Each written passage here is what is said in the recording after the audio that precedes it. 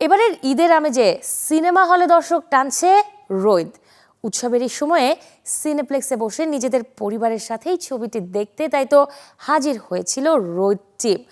শুধুই দর্শকদের প্রতিক্রিয়া নয়, তারা এসেছিলেন নিজেদের সৃষ্টিকে বড় পর্দায় সপরিবারে উপভোগ করতে। সিনেমা হলের অন্ধকার ঘরে পরিবার পরিজনকে পাশে নিয়ে রূপালী পর্দায় নিজেদের অভিনয় আর গল্পগাথা মিলিয়ে এক অন্য রকম অনুভূতির কথা জানিয়েছেন তারকারা। মোস্তাফিজুর নূর ইমরান, নাজিফা তুষির সাথে ঈদের পঞ্চম দিনে রোদ উপভোগ করতে উত্তরা সেন্টার পয়েন্টে সিনেপ্লেক্সে আরও এসেছিলেন চঞ্চল চৌধুরী ও শ্যামল মাওলার মতো তারকারাও। প্রত্যেকটা ফ্রেমের ইমোশনগুলো আমি ফিল করতে পারলাম এবং সেই জায়গা থেকে মানে রোদ আসলে দেখার সিনেমা না, অনুভবের সিনেমা। দুর্দান্ত জার্নি করিয়েছে আমাদের দর্শক হিসেবে আমাদেরকে। সো আমি টপ নচ পারফরমেন্স বলবো। আমার সিনিয়র বা তারা আমাদের কাজ দেখে অ্যাপ্রিসিয়েট করতেছে বা ভালো লাগা খারাপ লাগা অনুভূতি শেয়ার করছে, এটা তো একটা ব্লেসিং এর মতো।